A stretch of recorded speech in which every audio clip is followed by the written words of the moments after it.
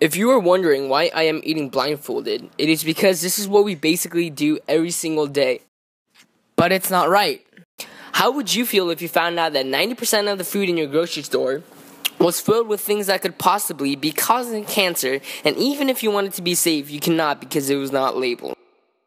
Genetically modified organisms, also known as GMOs, are living organisms whose genetic material has been artificially manipulated in a laboratory through genetic engineering, or GE.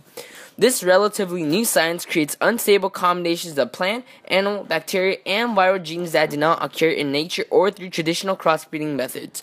Genetically modified organisms are not safe and should be labeled so that consumers shall at least have a chance if they want to take precautions.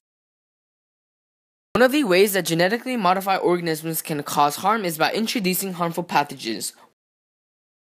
One of the many GMOs used is to add certain genes to an organism to make them more resistant to a certain disease. Although there are various drawbacks in this method, more than 100 studies have shown that the proteins created by one virus can promote infections by other related and unrelated viruses.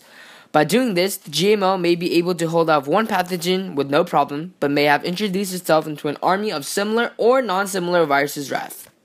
Another problem with using this method is that the proteins being inserted may be toxic, so that can mean that the strawberry that you are eating will be resistant to the virus, but it may have to fight the new army of viruses and is toxic, so eating it will make you sick.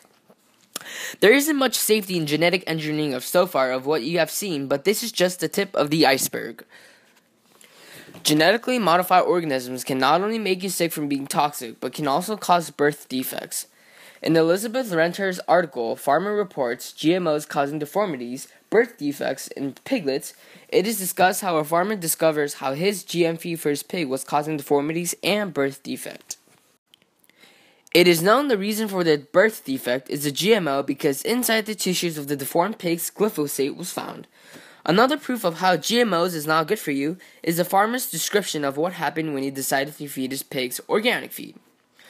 When using GM feed, I saw symptoms of bloat, stomach ulcers, high rates of diarrhea, but when I switched to a non-GM feed, these problems went away, some within a matter of days. This clearly shows that GMOs have proved to be unhealthy to animals, yet it is put in our foods. Why should we not at least get a choice of what is in our foods? We should fight this because before you know it, we may not know what is in our foods at all. Not knowing what you might as well be the same as eating your food blindfolded. We should fight for the right to know what we are eating now.